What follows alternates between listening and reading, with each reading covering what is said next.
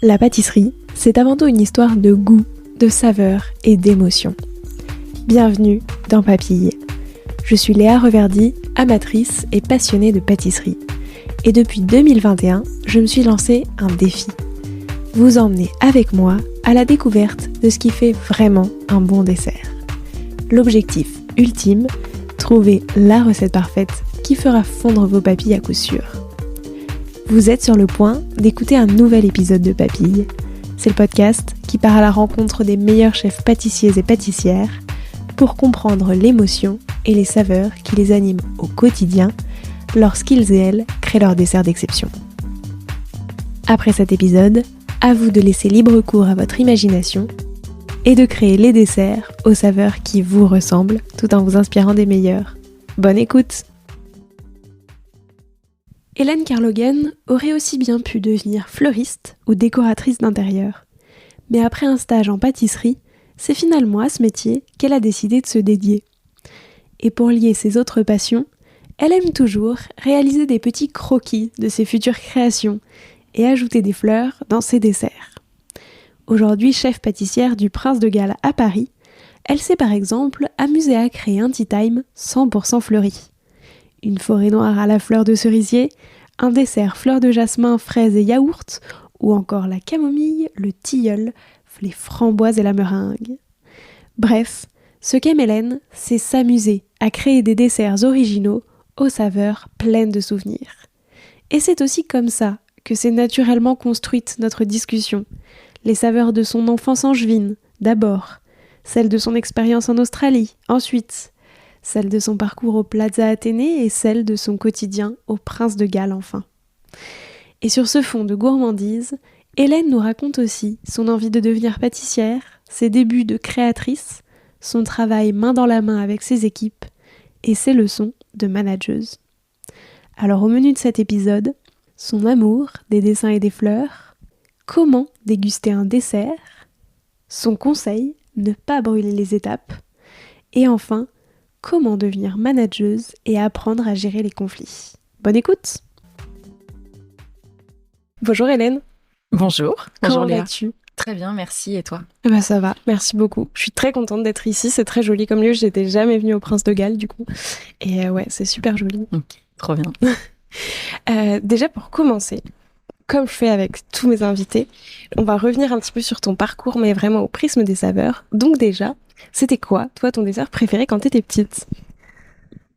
Je pense que j'en aurais pas qu'un, parce que c'est toujours dur pour moi de choisir. Je dirais deux. Quand j'étais petite, je sais que ma mère, elle faisait souvent un gâteau à l'ananas. Donc, elle prenait les ananas au sirop en boîte, comme on connaît. Et elle faisait un gâteau au yaourt. Elle mettait dans le fond, elle faisait un petit caramel. Elle mettait les ananas en rondelles dans le fond du moule à manquer. Et après, elle versait le gâteau au yaourt par-dessus. Et quand le gâteau était cuit, qu'elle le démoulait, elle rajoutait le sirop de la boîte. Et, et en fait, j'aime trop. Et je sais que j'avais refait justement un clafoutis comme ça quand je suis arrivée ici. On faisait un goûter l'après-midi le dimanche. Et je faisais un clafoutis à l'ananas un peu pour rappeler cette expérience. Et après, il y avait un autre gâteau que j'aimais trop. Et je me souviens que ma sœur, on adorait ce gâteau et ma mère nous le faisait souvent pour notre anniversaire. C'était un gâteau yaourt aussi, parce que c'était un peu le gâteau d'enfance, c'était la base. Et elle coupait en fait dans la hauteur en 2 ou en 3. Et après, elle faisait une mousse au chocolat et elle étalait de la mousse au chocolat entre chaque couche du gâteau. Elle laissait figer au frigo. Et après, elle recouvrait aussi de mousse au chocolat. Okay. Et on mangeait ça. Moi, on mettait les petites billes jaunes en sucre. Je sais pas si ça va rappeler à certains. Les petites billes jaunes en sucre qu'on achetait, les trucs vainés. Ah oui, et elle mettait les petites billes comme ça. C'était trop bien. Tu sais que le gâteau à l'ananas, c'est le gâteau de ma grand-mère. Genre, vraiment, elle le fait tout le temps. Et du coup, je vois exactement le gâteau qu'effectivement tu démoules, t'as les petites tranches d'ananas. Mais du coup, le deuxième, c'était quand même un cake design avant l'heure. C'est ça. On était assez précurseurs dans la famille. Et ça, tu l'as refait aussi? Non, je l'ai jamais refait parce que y a que ma mère qui sait faire ça. Mais j'avoue, non, j'aurais pu le réinventer. Mais ouais, non. Pas encore. Peut-être un jour. C'est ce que j'allais dire pour les prochains goûters. Et c'est quoi pour toi le dessert parfait pour finir un repas le dimanche midi? Alors, c'est vrai qu'en général, le dimanche midi, je sais que nous, on faisait... ma mère, elle faisait toujours une pièce de viande le dimanche ou un plat, genre une épaule d'agneau. Enfin, nous, c'était notre viande préférée, l'épaule d'agneau. Et du coup, enfin, c'est toujours. C'est toujours. Et le dessert, j'avoue qu'on aime bien. Enfin, moi, j'aime bien en tout cas. Le mieux, ce serait des fruits, mais c'est vrai que souvent, c'est pas forcément des fruits, c'est plus quelque chose de réconfortant, de gourmand. Ça peut être une tarte citron meringuée, un Paris-Brest.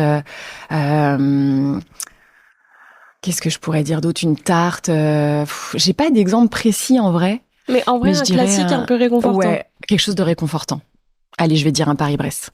Ouais, c'est pas Paris-Brest noisette. C'est pas super léger. Non, c'est pas léger. Mais je vois, du coup, toi, t'es plus dans un dimanche midi. Ouais. Jusqu'au bout, on roule en sortant et on fait la balade pour digérer, quoi. Est-ce qu'il y a une saveur qui t'évoque ton arrivée au Prince de Galles? Je vais dire le kiwi parce que c'est un premier petit gâteau que j'ai fait quand je suis arrivée. J'ai fait un tea time, c'était mes premiers gâteaux que j'ai fait et je suis partie sur des saveurs qui me rappelaient des souvenirs et aussi des saveurs que j'avais pas forcément eu l'habitude de travailler en dessert. Ouais. Et je sais que quand j'étais au Plaza, on faisait un petit gâteau au tea time au kiwi et j'ai voulu reprendre le kiwi et le transformer, en faire autre chose parce que je trouvais que c'était assez... c'était un fruit qu'on n'utilise pas souvent en pâtisserie. Et enfin, ces dernières années, je trouve qu'on le voit de plus en plus et ouais, je dirais kiwi et je l'avais marié avec de la livèche. Ok.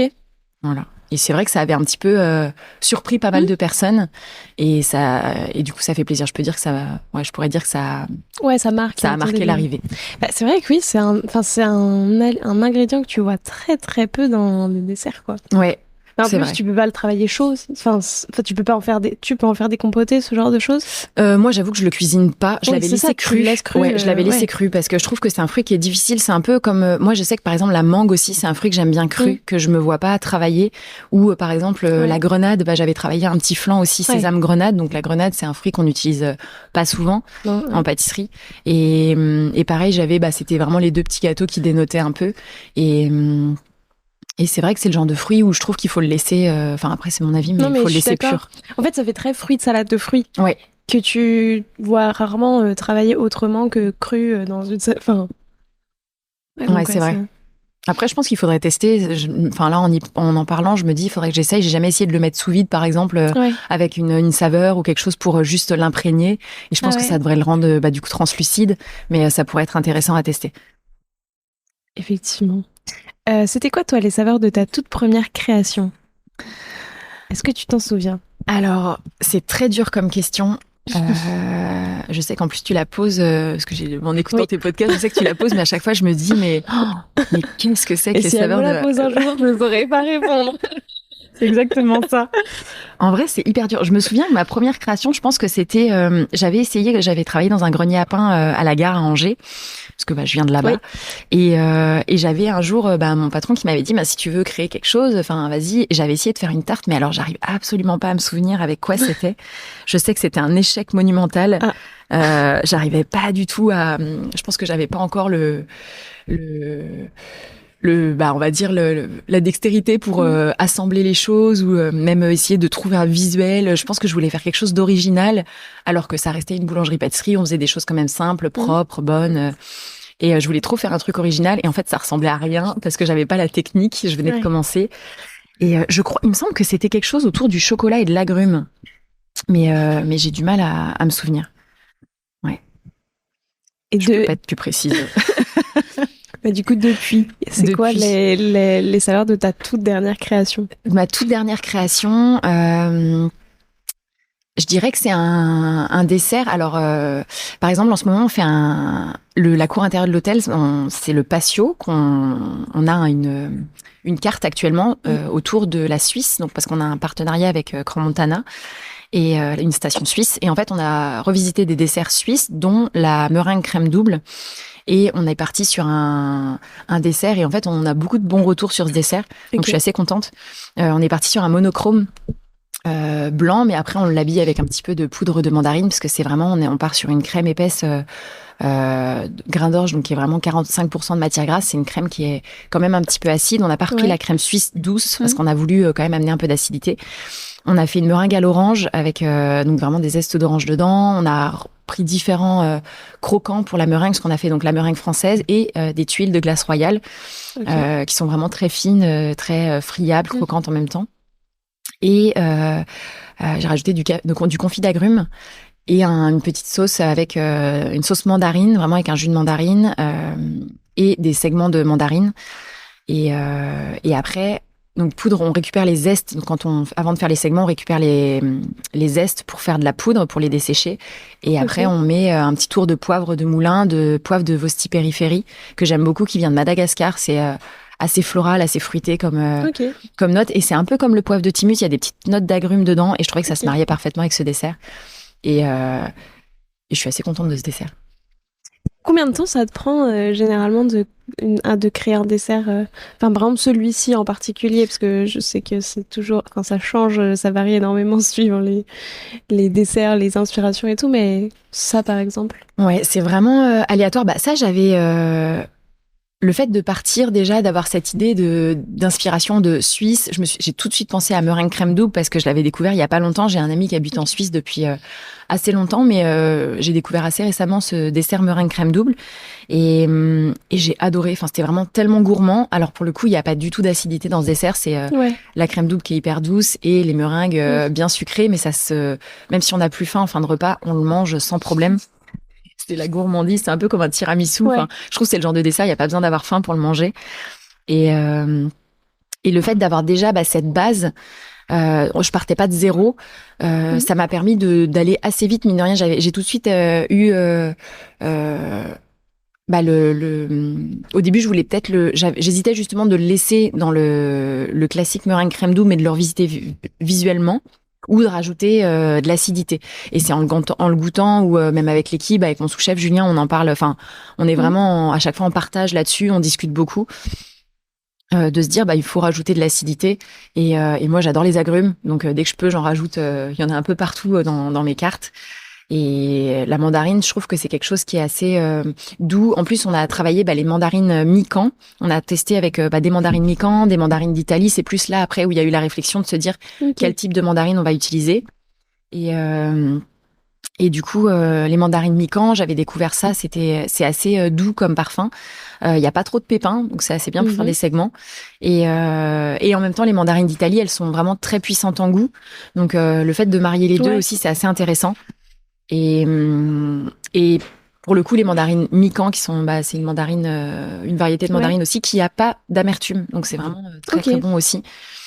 Et après, il y a enfin, je pense que ce dessert-là, ça a été assez vite, mine de rien. Je pense qu'en même pas une semaine ou 2 semaines, on l'avait calé.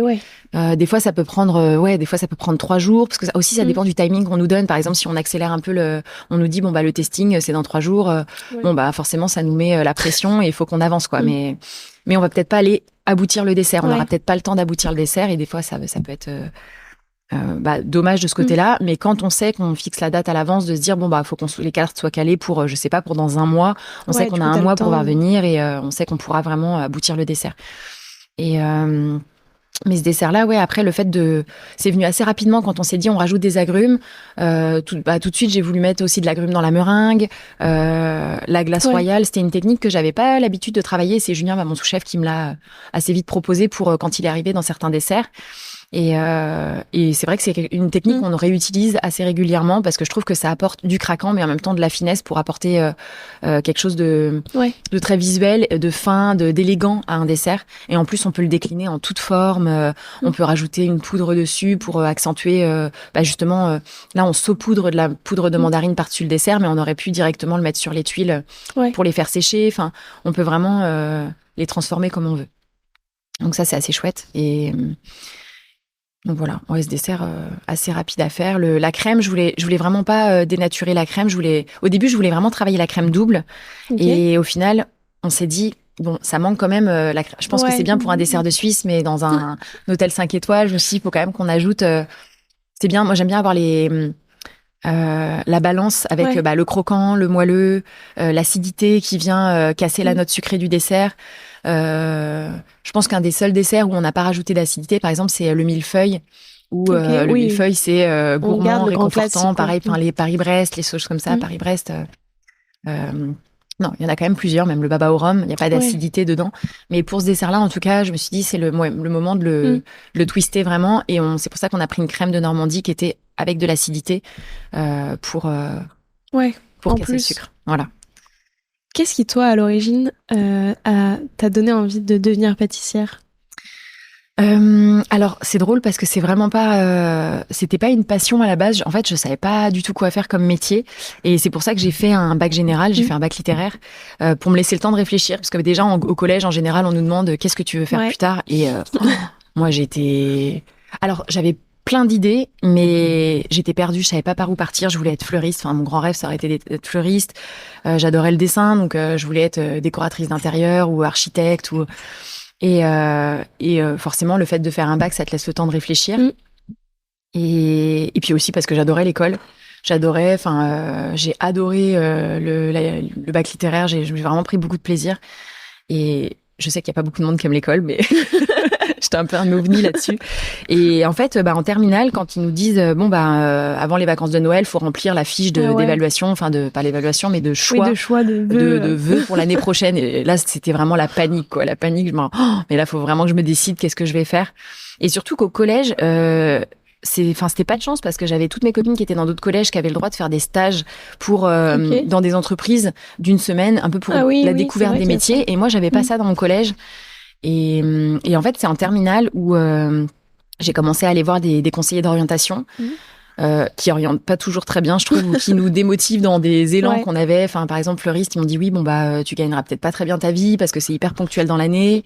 Bon, en plus, je trouve que tu vois, j'ai envie de dire, comme t'étais en plus dans un bac général, je trouve que forcément, tu vois, je pense même d'un point de vue, c'est pas du tout moi mon jugement, mais t'as quand même un jugement global de fleuriste, même pâtissière. Du coup, c'est pas la suite logique après un bac littéraire et au général, où du coup tu vas plutôt t'orienter vers un master, je sais pas quoi. Alors que pour le coup, moi j'étais assez... j'adorais l'école, mais d'un autre côté, je trouvais ça très abstrait de partir à la fac parce que la façon dont on nous en parlait, je me disais, mais les gens, par exemple, quand tu fais un littéraire, tu pars en fac d'anglais ou fac d'histoire, et je me disais, mais c'est quoi la suite en fait? Enfin, prof d'histoire, non, j'ai pas trop envie de faire ça. Ou prof de littérature, ou traducteur, et je me suis dit non, mais en fait, pas du tout. Enfin, et moi, j'étais plutôt manuelle. J'adorais les activités manuelles. J'adorais, et je me suis dit, j'ai adoré cette partie d'apprentissage. Au lycée, mais j'avais envie de quelque chose de plus concret et de partir vraiment dans un métier assez rapidement. Et je me suis dit, si je veux faire un métier manuel, je vais pas partir à la fac. Ou alors, peut-être que j'ai été mal orientée, j'en sais rien, mais je connaissais peut-être pas toutes les... mais je pense que il fallait retourner dans un apprentissage. Et même au niveau de la décoration d'intérieur, on m'a rapidement dit, les conseillers d'orientation me disaient, mais non, parce que si tu fais des décorations d'intérieur, écoute, c'est un métier qui est pas encore très développé. Il faudra vraiment que tu partes dans une grande ville. Du coup, tu auras peut-être pas beaucoup de débouchés. Ou alors, est-ce que c'est peut-être un milieu qui est trop resserré? Donc, je me suis dit, sinon, métier de bouche. Et pourtant, j'ai personne qui est là-dedans dans ma famille. Si, j'ai ma cousine et son mari qui tenaient un restaurant en Bretagne. Mais c'est tout. Et mais en la pâtisserie, en tout cas, j'ai personne. Et pendant mes vacances de Noël, j'ai fait un stage dans une pâtisserie qui était à côté de chez moi, une pâtisserie boulangerie, le Grenier à pain, où après, j'ai fait mon apprentissage. Et j'ai adoré. J'avais l'impression de pas aller travailler. Je me suis dit, mais en fait, c'est trop chouette. Je vais travailler, mais je fais des gâteaux, quoi. Mais t'as choisi finalement au hasard j'ai un stage à faire, pourquoi pas là-bas, quoi. Parce qu'en fait, j'adorais quand même faire ma maman cuisinait beaucoup, elle faisait beaucoup de gâteaux, et c'est vrai qu'elle nous faisait toujours participer avec ma sœur. On était toujours à le week-end à faire des sablés tout ensemble, ou un gâteau où elle nous demandait si on pouvait l'aider à éplucher les légumes, à faire les confitures. Donc on était quand même pas mal la main à la pâte dans la famille, mais sans forcément penser à en faire un métier. Et c'est après où, quand tu vois les conseillers, ils te disent qu'est-ce que vous aimez faire, même au quotidien? Est-ce qu'il y a des choses qui vous plaisent? Et je me suis dit, oui, c'est vrai que de faire de la cuisine ou de la pâtisserie à la maison, ça, j'aime bien. Donc, c'est comme ça que je me suis dit, pour savoir si ça peut me plaire, je vais aller faire un stage et comme ça, si ça me plaît pas, next, je passe à autre chose. Et je voulais faire aussi un stage en décoration d'intérieur, justement. Mais comme j'ai commencé par le stage de pâtisserie et comme ça m'a plu, je me suis dit, en fait, je vais pas, en gros, gâcher le reste de mes vacances à faire un autre stage. Enfin, gâcher, non, mais à ce stage-là, t'as aussi envie de profiter de tes vacances. Et je me suis dit, je pars là-dedans. Donc après ma terminale, je me suis inscrite au CFA d'Angers et j'ai commencé un BEP en pâtisserie. Et c'est après vraiment où j'ai commencé vraiment à m'intéresser, de par mes maîtres d'apprentissage aussi qui m'ont appris je me suis inscrite au journal du pâtissier, j'ai commencé à m'inscrire au Turiès, à regarder un peu ce qui se passait. Je suis allée au CIRA, tous les 2 ans j'allais au CIRA, et c'est là vraiment que petit à petit à faire des rencontres, de par l'école, à vraiment ce que ça devienne une passion, et ce que je passe mes week-ends à regarder ce qui se passait autour de moi, aller à Paris regarder ce qu'ils faisaient les pâtissiers. Donc c'est parti de là. Et après, est-ce que tu as réussi justement, à retrouver aussi tout ce qui te plaisait dans le côté métier manuel? Parce qu'en plus, j'imagine que si t'aimes beaucoup le dessin, et d'ailleurs j'ai vu que tu faisais des très jolies aquarelles. Merci. J'ai fouillé, j'ai trouvé ça absolument magnifique. Est-ce que justement, t'as aussi ce côté visuel dans la pâtisserie? Comment ça s'est passé un petit peu après la découverte de tout ce métier, parce que finalement tu le connaissais très peu. Donc est-ce que tu as réussi à trouver comment ça s'est passé? Enfin voilà. Oui, c'est vrai que c'est mine de rien, quand on doit créer un dessert, ou même aujourd'hui, par exemple, le fait de travailler au Prince de Galles, je dois aussi créer l'œuf de Pâques, la bûche, la galette. Donc tout passe par une idée et puis un dessin. Enfin, j'ai un carnet où je fais mes dessins de ce genre de pièces de l'année, et j'ai besoin de décomposer. Des fois, je dessine, mais petit à petit, l'idée, elle évolue. Donc je refais un dessin, mais je garde toujours les dessins précédents parce que je me dis que ça pourra toujours me redonner une idée ou me réinspirer pour autre chose. Et je pense que en tout cas, le dessin, et je pense que c'est le cas pour d'autres chefs pâtissiers ou même pour d'autres pâtissiers en général, de faire un croquis d'un dessert assiette ou d'idées qu'on peut avoir pour un petit gâteau. Et c'est vrai que c'est quand même un métier, mine de rien, qui est assez artistique. Ouais. Et c'est pour ça que c'est chouette, parce que je fais quand même un métier manuel. J'adore manger, donc je pense que j'ai pris une bonne voie aussi pour ça.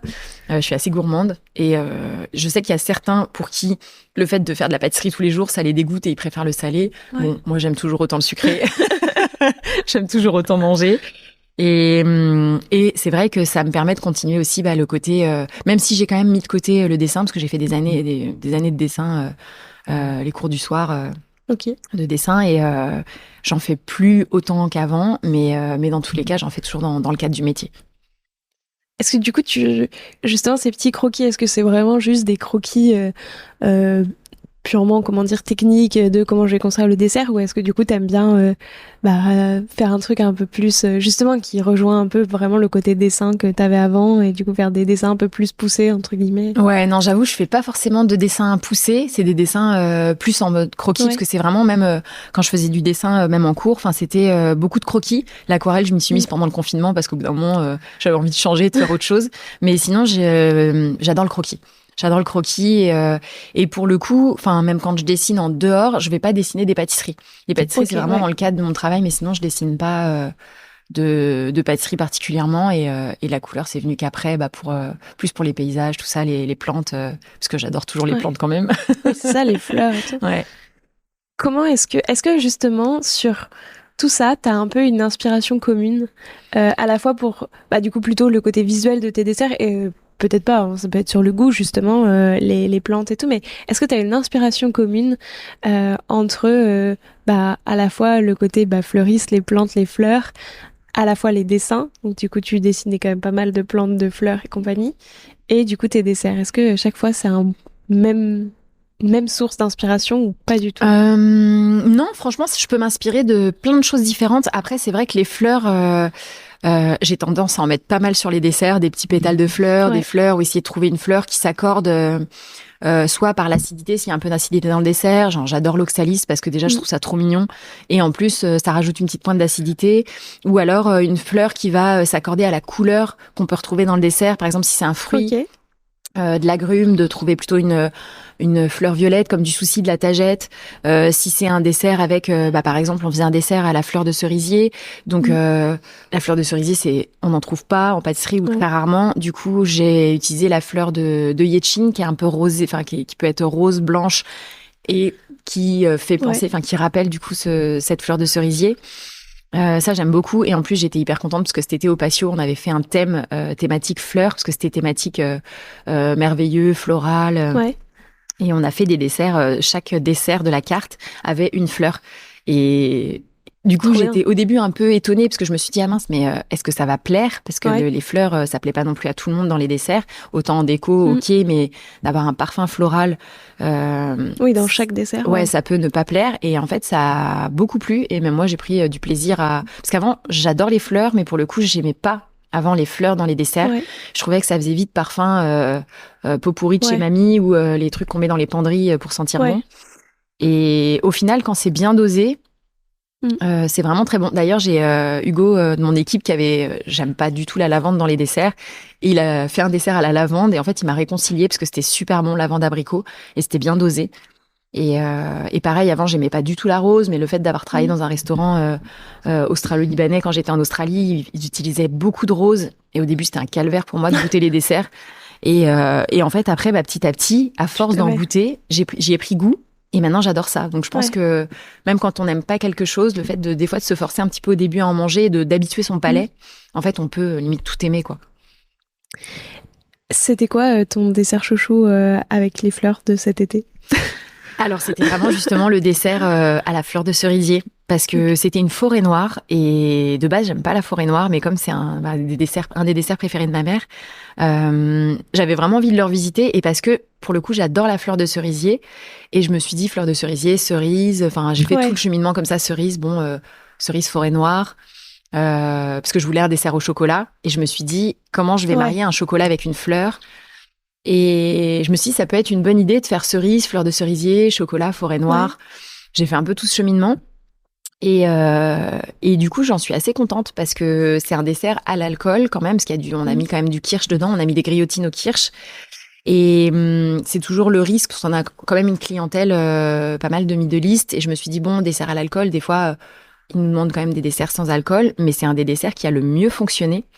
Donc pas avec cette clientèle-là, mais mine de rien, il y avait d'autres clients aussi qui viennent à l'hôtel ou même au restaurant. Et ça a très très bien fonctionné. On a eu des super retours.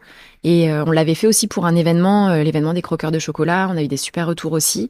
Et même moi, je me dis, j'ai pris plaisir à manger cette forêt noire, alors que de base, c'est un dessert que je trouve assez... lourd, pourtant c'est plutôt de la chantilly, mais que je trouve tout mou aussi. Enfin, il n'y a pas forcément de croustillant dans la forêt noire. Et là, on a rajouté un crumble au cacao. On en avait fait un dessert sans gluten. C'était un crumble au cacao sans gluten. Il y avait une coque en chocolat. Enfin, c'était un peu. On avait fait des ballons de baudruche trempés dans le chocolat pour faire une coque. Voilà, il y avait la glace à la fleur de cerisier. Le crémeux. En plus, on travaillait. J'avais découvert les thés TWG qui sont hyper bons, et ils utilisent des fleurs séchées de façon douce, et du coup il y a vraiment tout le parfum des fleurs dans les thés, et il n'y a pas du tout d'arôme, c'est vraiment juste les fleurs. Et ça a été vraiment je pense une révélation de découvrir ces thés, de travailler avec leurs thés justement floraux. On faisait un autre dessert à base de jasmin, et on utilisait aussi leur thé au jasmin. C'était très bon. Et donc là, spécifiquement, donc tu partais d'une fleur, en tout cas tu partais de la fleur pour te dire comment je construis un dessert autour de ça. Habituellement, donc on a eu cet exemple, on a eu du coup celui avec la crème double suisse. Sinon, en temps, tu vois, plus classique, quand t'as pas besoin, entre guillemets, si en fait t'as toujours une thématique, et du coup tu crées autour d'une thématique. Alors là, pour le coup, j'avais une thématique, mais des fois, par exemple, pour certaines cartes de restaurant, par exemple, la première carte, quand je suis arrivée, j'avais pas de thématique. Et j'avoue que c'était hyper dur pour moi, parce que je me suis dit, et là, je pars vraiment de zéro. Et sur quoi je pars, en fait? Et du coup, je suis partie sur des souvenirs qui m'ont marqué, ou des parfums qui m'ont marqué sur mon parcours, ou des choses, je me suis dit tout simplement, qu'est-ce que tu as envie de manger? Et je me suis dit, qu'est-ce qui te ferait plaisir à manger sur un dessert, ou quelque chose d'essayer de se dire qu'est-ce qui t'a marqué un jour quand t'as mangé au restaurant? Est-ce qu'il y a un parfum particulier qui t'a marqué? Et du coup, j'essayais de réfléchir à ça. Et après, c'est vrai que j'aime bien quand même avoir une thématique parce que quand on part de zéro, bah forcément, Ouais, c'est ça, c'est plus compliqué, c'est quoi. compliqué parce que tu pars vraiment enfin, faut construire déjà les goûts, ensuite le visuel, comment tu verrais ces goûts. Mais et puis en plus, c'était ma première carte, donc ça me poussait vraiment dans mes retranchements. C'était vraiment très intéressant. Et j'avoue que j'ai un petit peu eu du mal au début à me décider sur les visuels. Et j'ai pas mal tâtonné, pas mal cherché, mais c'est ça qui était aussi très intéressant. Et aujourd'hui, bah, je me rends compte que au fur et à mesure, bah, c'est plus facile au fur et à mesure, mais ça prend du temps.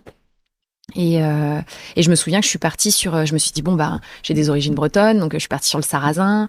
Sarrasin, je me suis dit sarrasin chocolat, ça matche bien. Et après j'ai rajouté de la crème crue pour apporter de l'acidité. Mes parfums préférés, je me suis dit c'est noisette, pistache, donc j'ai rajouté du praliné noisette. Après il y avait un autre dessert où j'adore les agrumes, donc je me suis dit il faut que je fasse un dessert aux agrumes. Et quand j'étais au Plaza, il y avait la chef Elisabeth, elle avait fait un dessert à base de rose justement, et je me suis dit j'avais adoré. Et je me suis dit la rose, ça me rappelle aussi l'Australie, donc je me suis dit rose, agrumes. Et j'avais utilisé le coing justement dans ce dessert aussi, parce que j'adore le coing, et j'avais fait des coings confiés aux épices, et j'avais tellement aimé cette recette que du coup je l'ai réutilisée pour ma bûche de cette année, fin de 2023. Et après j'avais fait un dessert, qu'est-ce que j'avais fait d'autre? Un baba, parce qu'en fait du coup pareil, je me suis dit Angelo Musa, qui était un de mes chefs aussi au Plaza, que j'adorais. Enfin, il adorait le baba. C'était vraiment quelque chose qu'il adorait mettre à la carte. Et je me suis dit, bah tiens, voilà, un peu en hommage. En plus, comme il était italien, je suis partie sur un baba un peu tiramisu. Ouais. Donc j'ai fait un baba au café. Et ça partait un peu comme ça, de souvenirs. Pareil pour le tea time. Je me suis dit, quand j'étais en Australie, je travaillais dans le restaurant. C'est vraiment un restaurant qui m'a marqué. C'est pour ça que j'en parle beaucoup, parce que ils ont vraiment une gastronomie là-bas qui est très poussé. En fait, je trouve qu'ils sont très avancés dans les goûts, dans les expérimentations de saveurs. Et on travaillait beaucoup le sésame, la rose, la grenade. Ils avaient un plat où ils faisaient frire du chou-fleur avec ils mettaient après de la grenade, de la sauce tahini avec du curry. Enfin, c'était super bon. Et ce plat m'avait marqué. Et en fait, je me suis dit comment retrouver ce côté fondant à l'intérieur et croquant à l'extérieur avec le fait de le passer à la friteuse. Et j'ai pensé à un flan. Et je me suis dit, mais je pourrais faire un flan au tahini, donc au sésame grillé, avec pourquoi pas de la grenade pour apporter de l'acide par-dessus. Et je me suis dit, en plus, la grenade, il n'y a pas grand monde qui l'utilise. Ouais. Et le kiwi, j'en ai parlé tout à l'heure, avec j'avais découvert ça aussi au Plaza, le kiwi, le fait de le mettre dans un dessert. Voilà, j'avais fait des cookies, parce que les cookies, pour moi, c'est quelque chose d'hyper régressif et c'est tellement quelque chose que j'adore. Donc, j'avais vraiment travaillé sur tout ce qui était ce que j'aime moi et les souvenirs. Oui, c'est ça. Donc finalement, là, c'était la thématique, c'était un petit peu le tea time qui te décrit toi, qui raconte aussi toute ton histoire, tout ton parcours. Complètement. Ouais. Et pourtant, aujourd'hui, je laisse beaucoup aussi. C'est génial parce que dans mon équipe, j'ai plusieurs personnes qui sont assez demandeuses de pouvoir aussi créer des desserts. Et aujourd'hui, les tea time, c'est pas du tout entièrement moi qui les fais. Et au contraire, pour la plupart, c'est mon équipe qui donne leur touche sur le tea time qu'on a actuellement. Par exemple, il y a Hugo qui a fait la pavlova. Coco, myrtille, coriandre avec du cassis aussi, et qui est hyper bonne. Donc après, ils mettent du temps à créer. Je l'ai fait beaucoup retravailler, recommencer. Donc des fois, c'est long, ça prend plus ou moins de temps. Marc qui a travaillé sur le Queen Yaman à la vanille. Donc au début, moi, je lui ai dit, vu que c'est pour Noël, ce serait peut-être bien de mettre une touche Noël, donc peut-être agrumes ou épices. Donc il a fait, je sais pas combien de tests sur les agrumes, sur les épices. À chaque fois, je lui disais, ouais, mais non, plus gras, plus sucré, c'est un Queen Yaman. Donc plus de sucre pour plus de caramel, plus épais. Non, là, c'est trop fin. Et au final, tout ça pour qu'à la fin, on revienne sur le Queen Yaman à la vanille parce que c'était le meilleur. Et donc il y a Julien, mon sous-chef, qui se fait aussi énormément de création. C'est une chance de l'avoir parce qu'il est tout le temps là pour apporter des nouvelles idées, des nouvelles idées aussi sans moule, parce que je sais qu'il aime beaucoup essayer de faire des créations sans moule, et moi je suis comme ça aussi. J'aime bien j'aime pas trop les entremets de base, je préfère les tartes ou les petits gâteaux pâte à choux, retravailler par exemple une religieuse, un Paris-Brest, ou faire un gâteau pareil, mais un montage qui soit, ou alors si c'est un montage entremets, de le retravailler derrière. Et lui, ça lui plaît beaucoup aussi. Et là, il avait fait un Mont Blanc marron yuzu qui était hyper bon. Et pour le coup, presque du premier jet, c'était presque calé. Il restait plus qu'à revoir le visuel. Parce qu'au début, le visuel, ça me plaisait pas. Donc, il a cherché d'autres idées. Je pense qu'il s'est inspiré aussi de pâtissiers qu'il aime beaucoup pour essayer de trouver quelque chose d'original. Et vraiment, donc c'est chouette parce que je suis entourée d'une équipe qui est très créative. Et ils se poussent tous vers le haut les uns les autres pour à chaque fois trouver des nouvelles idées et vouloir créer quelque chose sur le tea time. Et à qui tu laisses la possibilité en plus de vraiment du coup créer leur dessert à chaque fois complètement. Et c'est assez rigolo. Enfin, je trouve du coup, tu vois, ça a presque le côté un peu prof de vous proposer. Enfin, du coup, toi, tu as aussi ce regard de non, enfin, tu vois, d'apprendre aussi à comment on construit un dessert. Pourquoi est-ce que là on va changer ça et pourquoi on va pas changer tes trucs et pourquoi finalement on a fait plein d'essais mais on revient au premier et c'est pas grave. Ouais, complètement. C'est ça en fait, et ça leur montre aussi tout le cheminement. Peut-être que nous on va faire moins d'essais, mais parce qu'aussi on a peut-être l'expérience d'essai derrière qui fait que on sait à peu près ce qui va matcher ou pas matcher. Ou moi j'essaie toujours de leur inculquer quand je goûte un dessert. J'essaie de ressentir, d'analyser ce que les premiers ressentis que j'ai. Je vais me dire, ok, est-ce que j'ai un waouh est-ce que, de pas forcément sur l'originalité, est-ce que j'ai un waouh sur c'est trop bon, c'est hyper régressif, c'est quelque chose que j'ai déjà mangé, que j'ai déjà goûté une fois, mais en fait j'ai tellement envie d'y retourner. Et c'est ça, c'est souvent quand j'ai un doute, je me dis, est-ce que j'ai envie d'y retourner? Est-ce que j'ai envie d'y aller mettre une autre cuillère? Si oui, pourquoi? Qu'est-ce qui fait que ça match? Et sinon, qu'est-ce qui me dérange? Est-ce que c'est juste parce qu'il manque quelque chose? Ou est-ce que... pareil, là, par exemple, il y a Benoît qui, dans l'équipe, qui est en train de travailler sur un petit gâteau au maïs. Et au final, le goût était très bon, mais le visuel me satisfaisait pas. Enfin, je trouvais ça peut-être pas assez abouti. Et en fait, je lui ai dit, je pense que c'est dommage parce que le maïs, c'est quelque chose d'assez frais, d'assez léger, c'est un peu comme des petites capsules. Quand on mange un grain de maïs, ça peps, c'est juteux. Et c'est léger, comme on mange ça plutôt en salade. Donc, normalement, c'est quelque chose qui rappelle plutôt à quelque chose d'estival, de frais. Et là, c'était un petit gâteau, mais qui était très bon dans les goûts, mais un peu riche, un peu sucré, riche Et en final, on s'est dit, mais pourquoi pas le faire plutôt en pré-dessert pour le tea time, travailler plutôt en siphon. Je lui ai dit, pour que ça corresponde mieux à l'idée qu'on a du maïs. Et au final, il va retravailler son dessert en ce sens. Et après, l'idée lui parlait aussi. Parce que le but, c'est aussi qu'ils prennent plaisir à faire leur dessert, que même si moi, je leur amène une directrice, que ça leur parle aussi, quoi. Donc, trop, trop chouette. Si on revient un petit peu sur l'Australie, parce que du coup, c'est quelque chose qui t'a beaucoup marqué. À l'origine, déjà, pourquoi est-ce que tu as eu envie de partir dans un autre pays? Est-ce que c'était ce pays en particulier? Et qu'est-ce que ça t'a apporté? Alors, en fait, moi, déjà, de base, j'aime beaucoup voyager. Quand j'ai fait mes 5 années d'apprentissage, j'ai fait ça à Angers. Et rapidement, après mon BTM, je me suis dit, même avant la fin de mon BTM, je me suis dit, quand je termine, j'ai envie de partir voyager. Au final, je voulais partir, j'avais l'opportunité de partir sur un bateau de croisière, mais ça s'est pas fait. Donc, je suis partie en saison. Et j'ai commencé comme ça les saisons. Je me suis dit, j'en fais une. Et après, je reviens, je sais pas, sur Paris ou faire quelque chose revenir m'ancrer quelque part. Et en fait, j'ai tellement aimé les saisons, le fait de rencontrer plein de gens différents, des chefs différents. J'ai fait ça pendant 6 ou 7 ans. Donc au final, ça n'a pas du tout été qu'une seule saison. Et au milieu des saisons, à un moment, j'ai une de mes collègues qui était partie en Australie justement pendant 1 an.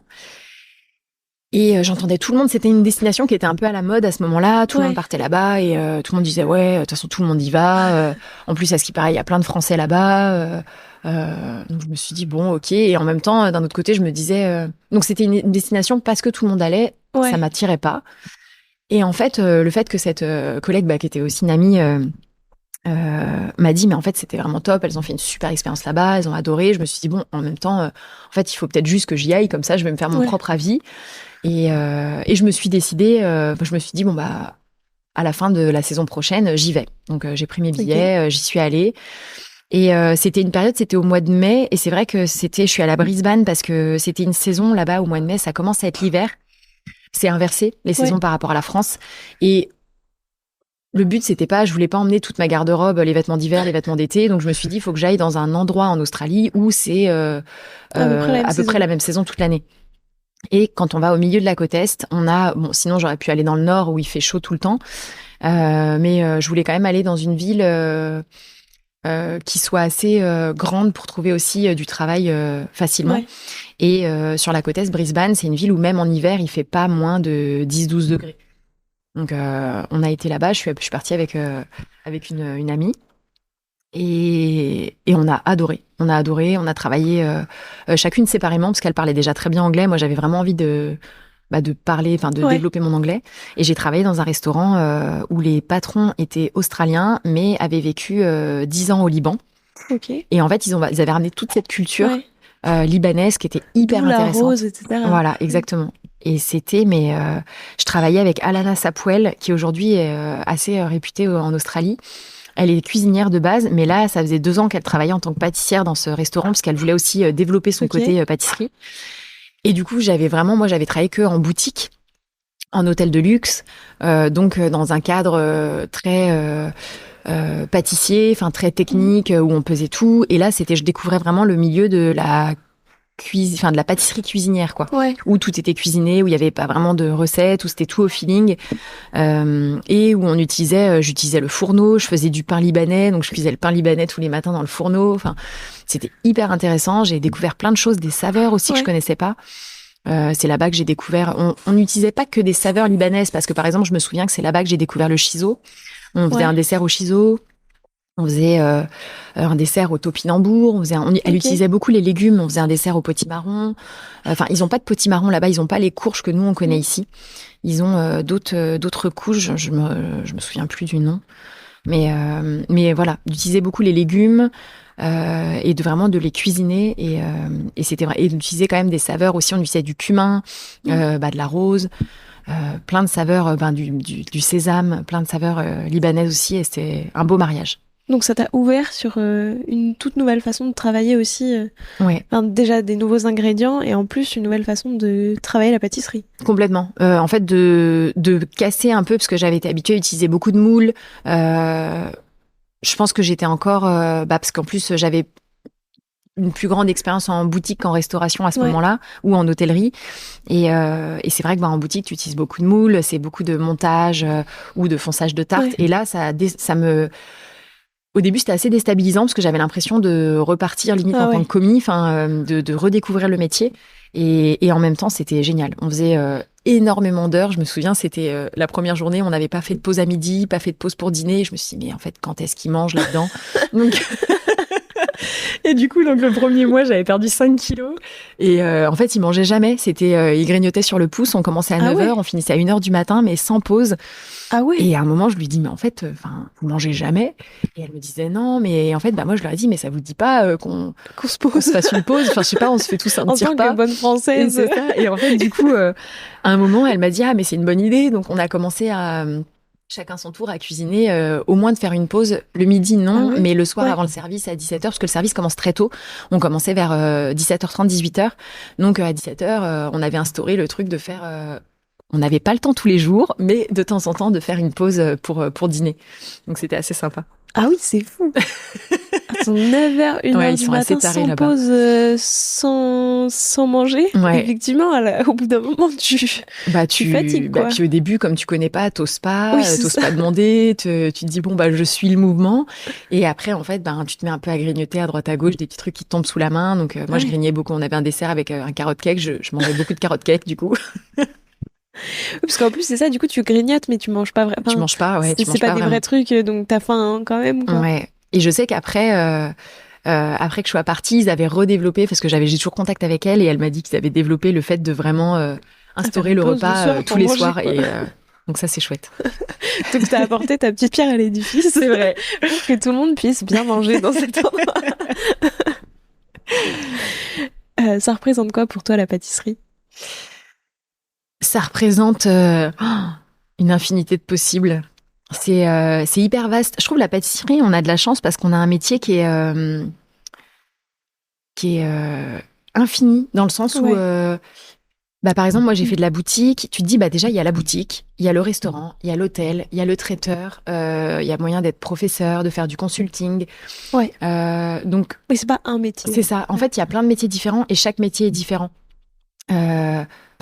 Tu t'y retrouves. Par exemple, quand le fait d'avoir fait de la boutique, je me suis rendu compte que l'hôtellerie, c'était un milieu, mais complètement différent. Par exemple, le fait d'appeler les chefs, tu les appelles chefs. En boutique, moi, d'où je venais à Angers, on n'appelait pas le chef chef. Enfin, on l'appelait par son prénom. Donc déjà, c'est un autre domaine. Donc il y a le côté très rigoureux que moi, j'ai beaucoup aimé aussi. En restaurant, c'est encore différent parce que tu t'occupes vraiment que de ton service. Donc tu fais tes mises en place, tu sais ce que tu as à faire. L'hôtellerie, tu t'occupes du room service, des banquets, des restaurants, du tea time, des petits déjeuners. La boutique, c'est... Et puis en hôtellerie ou en restauration, tu as le coup de rush du service. En boutique, tu as un peu le coup de rush le matin, on va dire, pour faire toute la fournée. Et après, c'est plus tranquille, c'est de la mise en place. Enfin, c'est plus tranquille. T'as pas d'autres timings précis dans la journée. Donc, chaque fois, c'est une organisation différente. Le traiteur, j'en ai pas beaucoup fait. J'avais fait quelques extras de traiteur au tout début où j'ai commencé à travailler, mais pareil, c'est encore autre chose. C'est plutôt toujours de la mise en place. Et je trouve que on peut facilement, quand on en a marre d'une période, je sais pas moi, c'est par période où j'en ai eu marre de la boutique, je me suis dit je pars en hôtellerie. À un moment, j'en avais marre de l'hôtellerie, je suis partie en restaurant. L'hôtellerie m'a manqué, donc je suis retournée en hôtellerie. Donc je trouve que on peut, même si on commence à s'ennuyer dans notre métier, on peut quand même trouver une alternative, toujours dans le métier, pour redonner un peu une adrénaline. Donc je trouve que c'est vraiment un métier qui est multiple, et en même temps, c'est un métier où on fait plaisir aux gens, où il y a du partage. C'est quand même un métier de gourmandise où, même si les gens sont pas du métier, on va parler une langue gourmande, ou alors les gens vont nous raconter, on soulève aussi des souvenirs d'enfance. Les gens nous disent soit c'est waouh, c'est quelque chose que j'ai jamais mangé, ou au contraire, j'ai déjà mangé ça, mais je crois que là c'est le meilleur que j'ai jamais mangé. Enfin, ça c'est vrai que c'est le plus beau compliment qu'on peut nous faire. Par exemple, avec la carte qu'on fait là avec Norbert Tarrer au bar 19.20 à l'hôtel, il m'a demandé de travailler sur des classiques, de faire un chariot de dessert de classiques. Et c'est un sacré challenge parce que, mine de rien, de refaire des éclairs sans craquelin, maintenant on est tellement habitué à mettre du craquelin sur les éclairs pour qu'ils sortent jolis, bien développés, ou de refaire un opéra, de refaire une mousse au chocolat, de se dire mais une mousse au chocolat sans faire une mousse au chocolat juste à la crème montée, de faire vraiment une mousse au chocolat avec les jaunes d'œufs crus, les blancs d'œufs montés, mais qu'elle soit à bonne texture quand elle sort du frigo. En fait, de retravailler tout ça. Ça a redemandé de retourner un peu longtemps en arrière, aux origines. et mine de rien, c'est hyper agréable parce que de se dire qu'on arrive à toucher des gens. L'autre jour encore, cette semaine, il y a une dame qui avait quand même un certain âge, donc je pense qu'elle en avait goûté des baba au rhum dans sa vie, et elle m'a dit c'est le meilleur baba au rhum que j'ai jamais mangé, et ça, franchement, ça fait trop plaisir. Alors qu'au départ, forcément, il y avait une petite frustration de se dire ah mince, on fait plus de dessert assiette, on va faire un chariot de dessert avec des classiques. Je me suis dit on va s'ennuyer, et en fait pas du tout, parce ça nous permet nous déjà de retravailler nos classiques et de sortir de notre zone de confort où on revisitait tout, et en même temps de toucher les gens en fait sur des souvenirs, et ça je trouve que c'est un beau cadeau. Ouais, c'est incroyable. C'est quoi toi le dessert qui t'a le plus marqué? C'est pas forcément un dessert que toi t'as fait, ça peut être un dessert d'un autre pâtissier ou d'une autre pâtissière, mais qui t'a vraiment marqué. Alors il y en a plein parce que tu nous en as parlé de plusieurs, mais est-ce qu'il y en a un, tu vois, en particulier? Je pense tout de suite à un, et d'ailleurs je les ai croisés hier au salon Syrah Européen, et je leur ai dit parce que j'étais trop contente de les rencontrer. C'est la pâtisserie Le Jardin Sucré, la tarte pistache fleur d'oranger, et je pense qu'elle a touché beaucoup de monde, mais vraiment c'est un des parfums pourtant que je connaissais. Donc c'est pas un parfum que je découvre, mais je sais pas cette association de saveurs, et je sais qu'elle a été reprise par beaucoup de monde, et même je pense que nous aussi on va la retravailler ici, parce que je trouve que c'est la fleur d'oranger et la pistache, ça match tellement bien ensemble, c'est tellement gourmand, régressif. Et cette tarte, elle est juste, mais super bien équilibrée. Il y a le croquant de la pâte, il y a le praliné qui coule, qui est tellement qui est pas coulant non plus, non, qui est vraiment texturé, qui est parfait, nappant, parfait en texture, juste parfait. Et ouais, la fleur d'oranger, la crème qui est pas trop lourde, qui est assez légère, le petit croustillant des pistaches par-dessus, et je leur ai dit en plus qu'à la fin du confinement, je me souviens, j'avais je me suis dit, j'ai le temps. On n'avait pas tout repris le travail, mais voilà, les boutiques étaient ouvertes. J'avais pris mon vélo et c'était à l'autre bout de Paris pour moi. Et j'avais été en vélo jusque là-bas. Et en fait, j'avais tellement aimé que le lendemain, j'y suis retournée en vélo, quoi. Enfin, c'était trop bon. Et ouais, cette tarte m'a vraiment marqué. Et c'est juste tu sais, tu prends tellement de plaisir quand tu la manges que tu t'arrêtes, tu te poses et tu fermes les yeux limite et tu savoures, quoi. Ouais. Quel conseil est-ce que tu te donnerais à toi, la Hélène qui commence dans ce milieu, dans la pâtisserie, avec du recul? Soit un conseil qu'on t'a donné qui a vraiment été utile à ce moment-là, soit un conseil qu'on t'a pas donné et que t'aurais bien aimé qu'on te donne. Ouais, bah la première chose qui me vient en tête, c'est de pas brûler les étapes. C'est un conseil que j'aurais bien aimé qu'on me donne parce que en fait, au départ, quand j'ai commencé la pâtisserie, j'ai pas brûlé les étapes au départ parce que je trouve que j'ai suivi un parcours assez classique. J'ai fait un BEP en pâtisserie, un CAP en boulangerie, et je trouve ça d'ailleurs, ça pourrait être un deuxième conseil de passer par de la boutique pour commencer. Je trouve ça génial. Parce qu'on apprend vraiment toutes les bases et en boutique on a le droit de se tromper dans le sens où quand on commence par l'hôtellerie de luxe, on peut pas servir un dessert raté à un client. Donc à la limite on va peut-être moins nous laisser faire des choses ou vraiment de la production mais générale, mais on va pas forcément nous laisser décorer un dessert ou faire un pochage un peu technique pour commencer, ou alors au bout d'un certain temps, mais pas dans les premières années. J'ai envie de dire pas les 2 premières années en général. Et la boutique, ce qui est bien, c'est qu'on a le droit de se tromper parce que les gâteaux sont beaucoup moins chers. Quand on vient dans une pâtisserie boulangerie, on s'attend pas non plus à avoir des gâteaux de 5 étoiles, d'hôtel 5 étoiles. Donc on accepte, on va dire, d'avoir un petit défaut sur un gâteau. Et ça, on va dire, ça peut être aussi un conseil. Et de pas, ça rejoint un peu le fait de pas brûler les étapes d'un côté, de pas commencer tout de suite par des hôtels 5 étoiles, de commencer par la base. Et la boulangerie aussi, je trouve que c'est hyper complémentaire à notre métier. Ça nous permet de sentir les pâtes, comprendre la fermentation, comprendre les pâtes. J'ai trouvé ça hyper intéressant. J'ai vraiment adoré mon année en boulangerie. Et après, le fait de pas brûler les étapes, c'est plus quand je suis arrivée en hôtellerie. Comme je sortais de BTM, j'ai été commis. J'étais à Courchevel au Kilimandjaro. Et j'ai adoré l'hôtellerie tout de suite. Et du coup, après, donc j'ai fait une deuxième saison en tant que commis. Et c'est ma deuxième saison au Grand Hôtel du Cap Ferrat où on m'a dit, mais en fait, pourquoi t'es encore commis? T'as quand même une technique qui fait que tu pourrais être au moins demi, voire chef de partie. Et c'est vrai que j'avais quand même de la facilité dans la technique. C'est vrai qu'on me montre un truc, je reproduis assez facilement. Mais j'avais jamais managé d'équipe. Et j'ai été un peu trop gentille à ce moment-là. J'arrivais pas à... Je me faisais respecter par la technique, mais comme de toute façon j'étais commis, j'avais pas besoin de manager, donc je m'en rendais pas compte du fait qu'il y avait besoin d'avoir quand même un certain caractère pour manager des gens ou de s'imposer en fait. Et du coup, la saison d'après, je suis passée à l'Eden Rock. Et c'est vrai que c'était une de mes collègues avec qui je bossais au Kilimandjaro à ce moment-là qui m'avait recommandé auprès de son chef à l'Eden Rock, donc de Lilian Bonnefoy, que j'adore, qui est resté vraiment papa en pâtisserie, on va dire. C'est un peu mon papa spirituel en pâtisserie que j'adore. Et du coup, je l'avais rencontré et il m'a tout de suite passé chef de partie parce que cette collègue-là partait en Australie, justement, c'était elle. Elle me laissait sa place. Et il m'a pris en tant que chef de partie, donc j'ai été propulsée de commis à chef de partie parce que tout le monde me disait que j'en avais les capacités. Et en fait, mes grossières erreurs, je me suis...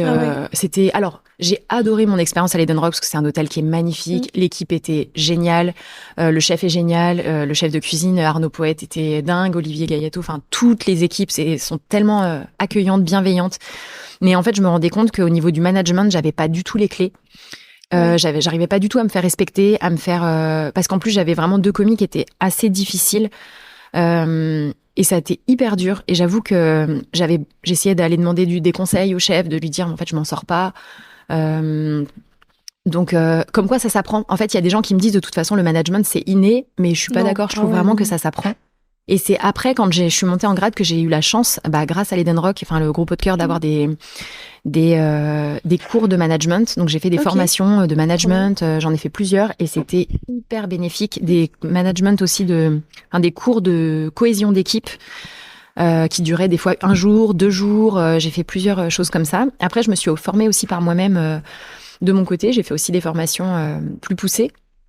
Et ça a été tellement Révélateur. Je trouve qu'on met en pratique des fois dans l'immédiat derrière, mais je trouve que c'est aussi avec l'expérience en fait où ça nous permet de mûrir et on repense après à tout ce que on a pu vivre dans ces formations, les erreurs aussi qu'on commet. Et le fait d'être en saison, c'était hyper intéressant parce que comme je savais que 6 mois après, je changeais de saison, ça permettait à chaque fois de repartir sur une page blanche et de mettre en pratique toutes les erreurs, mettre en pratique, de changer, de modifier notre comportement par rapport aux erreurs de la saison passée. Donc ça, c'était top. Après, il y avait des gens, mine de rien, qui nous suivaient d'une saison sur l'autre, donc qui me connaissaient déjà d'avant, donc avec qui je pouvais pas repartir de zéro, mais ça permettait quand même de réasseoir son autorité au fur et à mesure. Et ça, c'était hyper intéressant.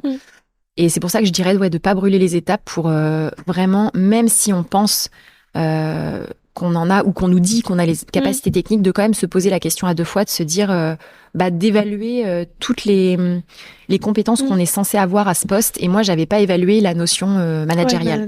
Et ça n'a pas été facile. Après, du coup, la saison d'après, je me suis servi justement des erreurs que j'avais commises, mais mine de rien, il faut quand même pouvoir.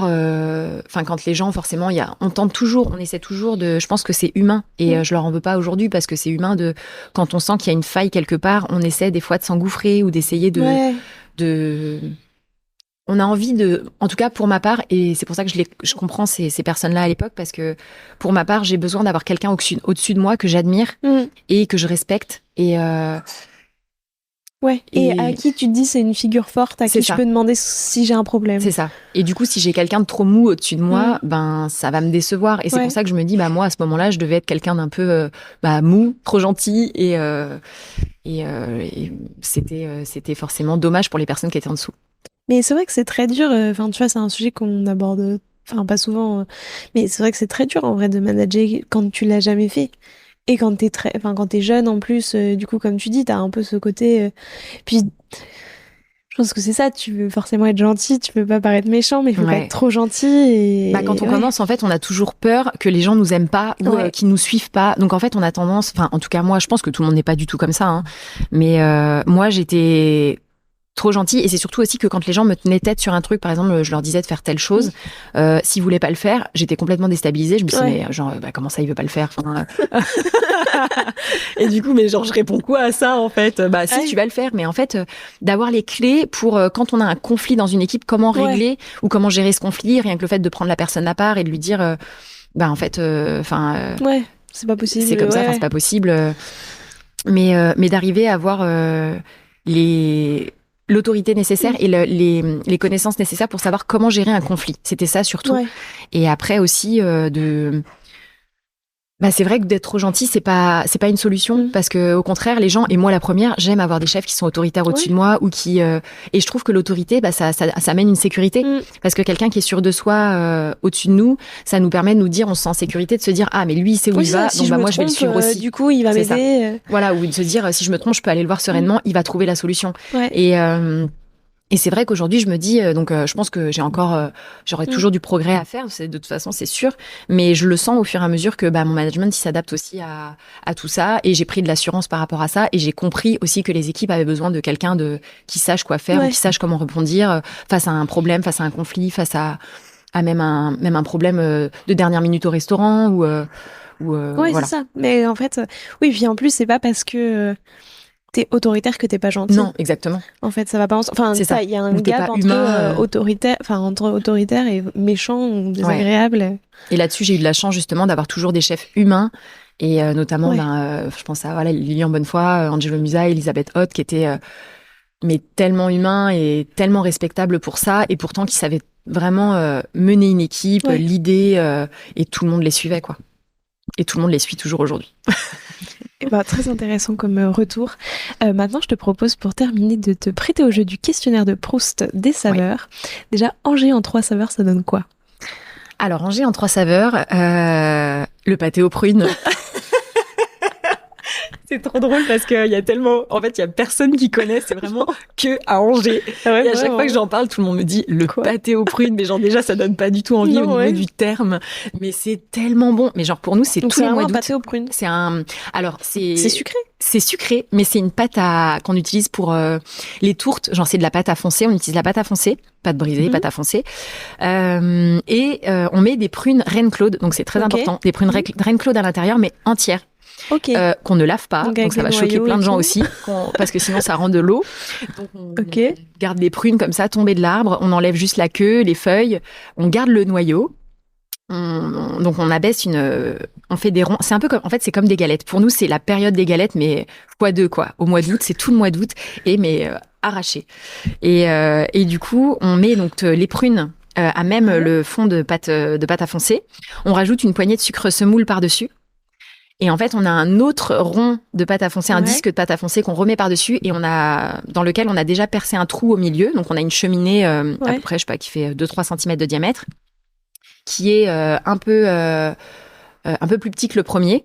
Et on va poser ça sur les prunes et la baisse qui est en dessous, on va la coller. On met comme les galettes, on met du jaune de la dorure autour et on vient recoller celle du dessous sur celle du dessus. Donc sur les côtés, ça nous fait comme une tourte. Et donc on appelle ça des pâtés aux prunes. On cuit ça au four, je sais plus, ça dure peut-être 1 heure à 160 degrés ou 170. J'avoue que ça fait longtemps que j'en ai pas fait parce que ça fait que je travaille plus à Angers. Mais c'est tellement bon et c'est vraiment une tradition incroyable. Ok, c'est incroyable parce que oui, moi j'en avais jamais entendu parler. Mais on en vend des centaines quoi. C'est comme les galettes, c'est la folie. C'est fou. Et c'est dans tout le canton, dans tout l'Anjou en fait, dans la région angevine.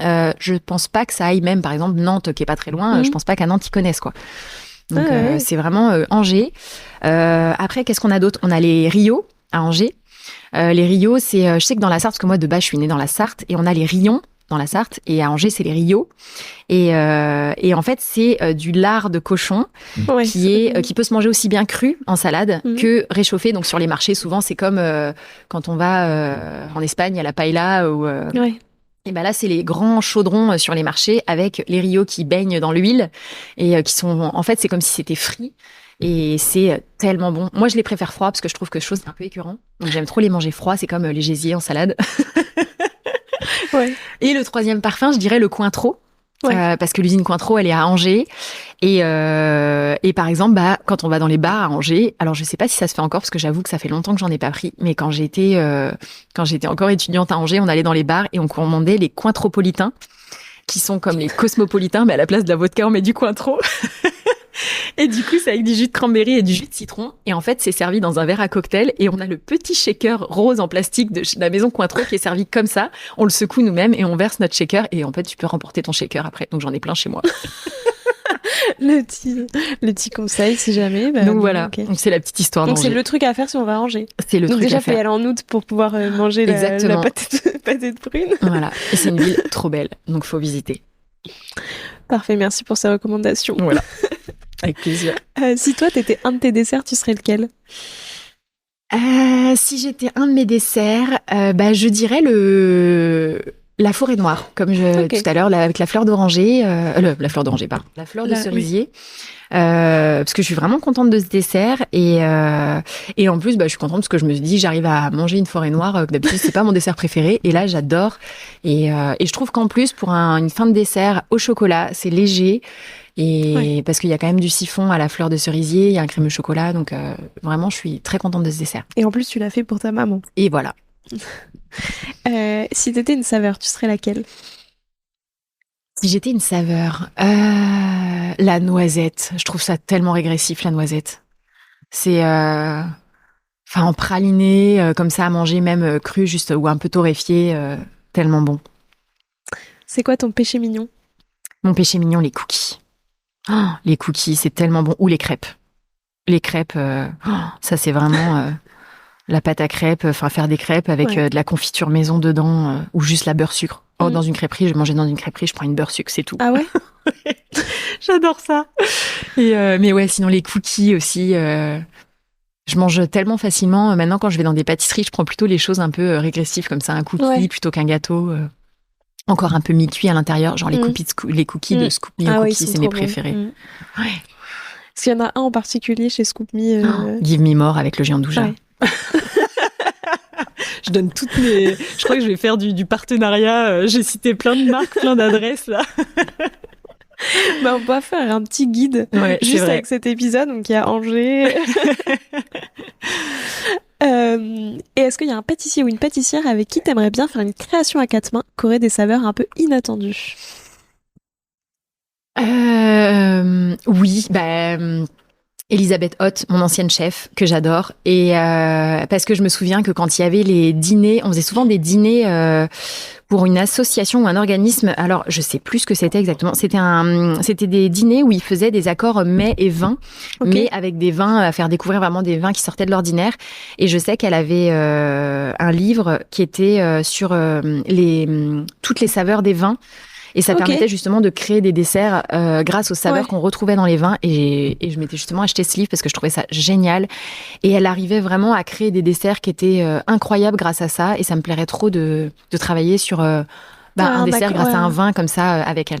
C'est quoi le livre, si la référence C'était de Philippe... je vais pas retrouver.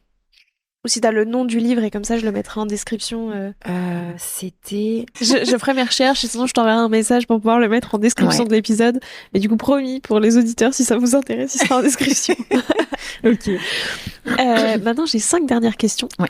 T'es plutôt bûche ou galette? Bûche. J'avoue que les galettes, c'est une tradition qu'on doit faire, mais je suis pas très... Ou alors, il faudrait que ce soit une couronne des rois à la brioche, mais la frangipane, je trouve ça assez écœurant. Donc, je le fais parce que... il y a plein de gens qui aiment ça et ça me fait plaisir de faire plaisir aux gens. Mais plutôt bûche. Plutôt cake ou chou? Ça, c'est dur. Mais je dirais cake, parce que j'aime bien tout ce qui est gâteau de voyage. Et le cake, je trouve que quand il est bien fondant, le cake marbré, par exemple, c'est tellement bon. Plutôt herbe ou fleur? Ah, c'est dur ça, parce que j'adore les fleurs, mais en même temps, j'adore les herbes, parce que j'adore les plantes. J'aime trop travailler ça, mais allez, je vais dire les fleurs, je vais trancher. Et laquelle en particulier? La fleur d'oranger, j'avoue, j'adore. J'adore la fleur d'oranger, et pourtant, cet été, alors j'étais pas du tout pour ça. Enfin, au début, je voulais faire un dessert à la fleur de sureau, parce que j'adore ça aussi. Et j'arrivais pas à caler le dessert, et c'est mon sous-chef Julien qui m'a proposé de faire un dessert à la camomille. Et au début, quand il m'a dit la camomille, je lui ai dit, mais la camomille, quoi. Enfin, mais ouais, d'accord, c'est bon en infusion, mais en dessert, je me suis dit, on va s'ennuyer, quoi. Enfin, et ce que je me dis, c'est assez monotone comme goût. Et je lui ai dit, pourquoi pas le tilleul pendant qu'on y est, quoi. Et puis, il m'a dit, on peut peut-être tester les deux. Donc, en fait, il m'a fait goûter des infusions tilleul, une infusion camomille. Et en fait, en goûtant, on s'est dit, mais en fait, ça match super bien ensemble. Donc, on avait fait un dessert camomille et tilleul. Donc, comme quoi, il me pousse aussi dans mes retranchements. Et c'est vrai que ça reste des fleurs aussi. Et enfin non, parce que le tilleul, si c'était la fleur de tilleul, si c'était la fleur. Et c'est vrai que la camomille m'a bien marquée aussi. C'était inattendu et vraiment j'ai été assez bluffée par ce dessert camomille que je suis hyper fière aussi et contente d'avoir élaboré. Ah, ça m'intrigue. Ouais. Et vraiment c'était assez sympa. On l'a marié à la framboise. Ok. Et on en a fait comme une pavlova avec un petit anneau justement, à nouveau la glace royale. Spécialité de Julien. Et vraiment, ouais, donc la fleur d'oranger, mais la camomille quand même qui m'a bien marquée cet été. Plutôt tea time ou dessert assiette? Ah, ça aussi, c'est pas facile comme question parce que j'aime beaucoup les deux. J'adore aller faire des tea time dans des hôtels. Je trouve que ça permet déjà de voir ce que font les collègues et tu goûtes plein de choses. Ouais, on goûte plein de choses. Ça permet de découvrir plein de saveurs en même temps. Et en même temps, je reprends plaisir à faire des desserts assiettes et je pense que parce que quand j'étais au Plaza Athénée, on faisait moins de desserts assiettes parce que on faisait plus des gâteaux parce que quand Jean Habert est arrivé, c'est vrai que c'était beaucoup des grosses pièces à partager ou on faisait des desserts qui étaient pas les desserts assiettes comme on l'entend avec des siphons, des choses un peu minutes. Et là, ici, c'est vrai que j'ai repris goût cet été, notamment avec le patio, avec les desserts assiettes. Donc, parce que aussi, on a le côté éphémère et léger où on peut mettre de la glace et c'est ça que j'adore. Donc, je dirais dessert assiette. Plutôt enfin, la dernière question, ton Paris-Brest pistache ou justement la forêt noire et fleurs de cerisier? Ah là là, tu me poses que des questions super dures là. Parce que le Paris-Brest pistache, comme ça, oui. Ouais, c'est quand même Il est beau en plus. Il est beau et je suis trop contente d'ailleurs de ce dressage parce que le Paris-Brest, le Sainto, c'est souvent les deux petits gâteaux qui reviennent souvent dans les hôtels où il y a un peu, on va dire une compétition ou plus un challenge d'essayer de trouver la chose la plus originale qui reviendra. Je sais qu'il y a des pâtissiers même qui ont même créé déjà plusieurs versions de chaque. Et c'est hyper inspirant à chaque fois de voir ça. Et on se dit toujours, si on fait un Paris-Brest ou un Sainto, est-ce qu'on n'essayerait pas de trouver un petit chose qui dénote ou qui change de d'habitude, même si c'est un pochage, peut-être qu'on a déjà vu sur un petit gâteau, mais on se dit, bon, allez, est-ce que si on le met dans un Paris-Brest, parce que, par exemple, pour le Paris-Brest, moi, c'était un pochage que j'avais déjà vu plus autour de petits gâteaux. Je l'avais vu notamment chez Nicolas Guerciot. J'avais vu qu'il faisait un petit gâteau comme ça et je me suis dit, tiens, si on essayait de le mettre dans un Paris-Brest. Et au final, ça a bien marché. Mais et puis c'est vrai que c'est hyper gourmand avec le croustillant, mais les pistaches caramélisées à l'intérieur, le praliné. Oh, je vais dire le Paris-Brest pistache parce que j'ai déjà dit la forêt tout à l'heure. Allez. Merci beaucoup, c'était absolument passionnant. Je demande à tous mes invités un petit défi pâtissier à lancer à tous les auditeurs et auditrices qui voudraient le refaire. Donc soit une recette à tester, un ingrédient à goûter, enfin ce que tu veux. Quel défi est-ce que tu peux nous lancer ? Eh ben, vu qu'on a parlé pas mal de fleurs pendant cet épisode, je me dis ça pourrait être quelles fleurs eux ils se verraient mettre dans un dessert ou qu'est-ce qu'ils aimeraient avoir dans un dessert, en tout cas, goûter et avec quoi ils pourraient le marier et puis d'essayer justement de créer un dessert avec ça. Donc potentiellement un peu plus tard dans la saison parce que là il y a peu de fleurs. Au printemps, je dirais. Au printemps, voilà une fleur qui leur ferait plaisir et comment avec quoi ils pourraient la marier. Super. Qui est-ce que tu as envie qu'il soit le prochain ou la prochaine pâtissier ou pâtissière à passer derrière ce micro ? Qu'est-ce que tu as envie d'entendre ? Je dirais Elisabeth Hoth. Ouais, j'aimerais bien aussi. Parce que je l'admire tellement, je trouve que c'est quelqu'un d'inspirant, de tellement juste dans sa façon de manager, sa façon d'être, d'hyper humain. Ouais, vraiment, je dis le bon mot, ce serait inspirant. Parce que c'est un peu un ovni de la pâtisserie quand même. Parce qu'elle est tout le temps présente. C'est quelqu'un qui fait des heures de malade, qui est tout le temps à l'écoute et qui a toujours le sourire. Et voilà, inspirante. Merci. Et puis enfin, je te laisse le mot de la fin. Qu'est-ce que tu as envie de dire pour clore cet épisode ? Déjà, merci pour l'invitation. C'était hyper chouette aussi. Et vraiment... j'ai envie de dire, je trouve qu'on a un beau métier, donc pour toutes les personnes qui hésitent à se lancer dans ce métier, de juste déjà essayer, de faire un stage, comme moi je l'ai pu faire pour voir si ça me plaisait déjà, et de pas hésiter à aller voir ailleurs ce qui se passe. Le fait, moi je sais que j'ai beaucoup aimé faire les saisons, voyager, je trouve que c'était une bonne école pour découvrir, de pas hésiter à essayer aussi différentes facettes de la pâtisserie, de faire de la boutique, de la restauration, de l'hôtellerie. Je trouve qu'on a un métier qui est assez complet et de se faire plaisir. Le principal, c'est vraiment de se faire plaisir et de voilà, même dans les périodes difficiles, de se dire est-ce que c'est formateur, est-ce que c'est difficile, mais je sais que j'apprends. Le but, c'est qu'il y ait quand même une finalité derrière et un plaisir derrière tout ça. Parce que je trouve que c'est un métier de partage et de plaisir. Voilà. Merci beaucoup. Ça m'a fait très plaisir de pouvoir échanger avec toi. Pareil. J'espère que cet épisode vous a plu et on se retrouve la semaine prochaine en compagnie de Mathieu Carlin. Prenez soin de vous. Alors, quel sera votre prochain dessert ? Merci d'avoir écouté cet épisode jusqu'au bout. S'il vous a plu, n'hésitez pas à le partager aux gourmands qui vous entourent. Et pour continuer la discussion, rendez-vous sur Instagram @LéaRVRD. Et si vous voulez soutenir Papille, 2 choses. La première, notez l'épisode 5 étoiles sur Apple Podcast et Spotify et laissez un commentaire délicieux. La deuxième, vous rendre sur papillepodcast.com, sans oublier le S de Papille, et vous abonner à la newsletter pour être prévenu de la sortie des prochains épisodes. À très bientôt!